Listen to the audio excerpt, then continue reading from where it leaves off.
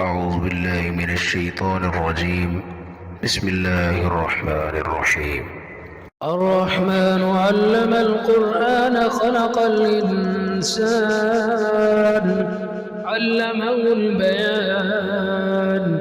الشمس والقمر بحسبان والنجم والشجر يسجدان والسماء رفعها ووضع الميزان ألا تطغوا في الميزان وأقيموا الوزن بالقسط ولا تخسروا الميزان والأرض وضعها للأنام فيها فاكهة والنخل ذات الأكمام والحب ذو العصف والريحان فبأي آلاء ربك تكذبان.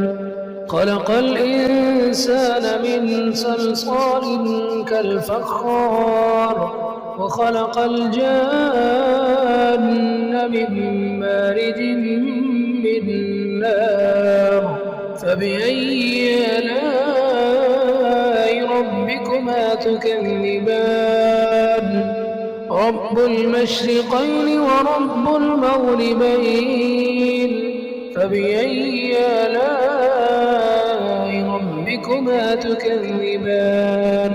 مرج البحرين يلتقيان بينهما برزخ لا يبغيان فبأي آلاء ربكما تكذبان. يخرج منهما اللؤلؤ والمرجان فبأي آلاء ربكما تكذبان. وله الجوار المنشآت في البحر كالأعلام فبأي آلاء ربكما تكذبان. كل من عليها فان ويبقى وجه ربك ذو الجلال والإكرام فبأي آلاء ربكما تكذبان. يسأله من في السماوات والأرض كل يوم هو في شأن فبأي آلاء ربكما تكذبان. سنفرغ لكم أيها الثقلان فبأي آلاء ربكما تكذبان. يا معشر الجن والإنس إن استطعتم أن تنفذوا من أقطار السماوات والأرض فانفذوا لا تنفذون إلا بسلطان فبأي آلاء ربكما تكذبان.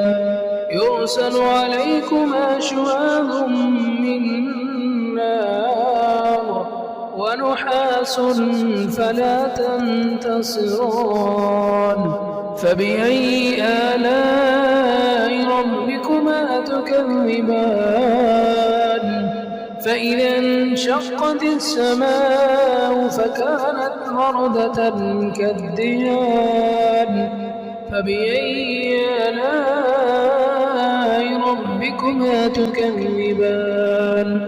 فيومئذ لا يسأل عن ذنبه إنس ولا جان فبأي آلاء ربكما تكذبان.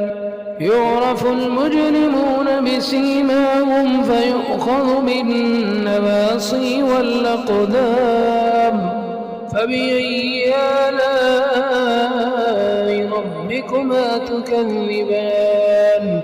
هذه جهنم التي يكذب بها المجرمون يطوفون بينها وبين حميم آن فبأي آلاء ربكما تكذبان ولمن خاف مقام ربه جنتان فبأي آلاء ربكما تكذبان ذواتا أفنان فبأي آلاء ربكما تكذبان فيهما عينان تجريان فبأي آلاء ربكما تكذبان فيهما من كل فاكهة زوجان فبأي آلاء ربكما تكذبان متكئين على فرش بطائنها من استبرق وجنى الجنتين دان فبأي آلاء ربكما تكذبان فيهن قاصرات الطرف لم يطمثهن إنس قبلهم ولا جان فبأي آلاء ربكما تكذبان كأنهن الياقوت والمرجان فبأي آلاء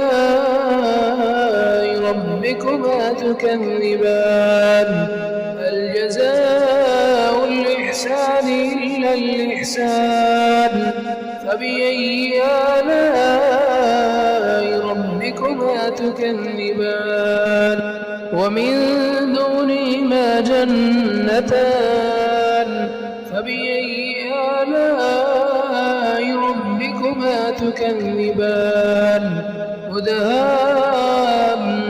مدهامتان فبأي آلاء ربكما تكذبان فيهما عينان نضاختان فبأي آلاء ربكما تكذبان فيهما فاكهة ونخل ورمان فبأي آلاء ربكما تكذبان فيهن خيرات حسان فبأي آلاء ربكما تكذبان حور مقصورات في الخيام فبأي آلاء ربكما تكذبان لم يطمثهن إنس قبلهم ولا جان فبأي آلاء ربكما تكذبان متكئين على رفرف خضر وعبقري حسان فبأي آلاء ربكما تكذبان تبارك اسم ربك ذي الجلال والإكرام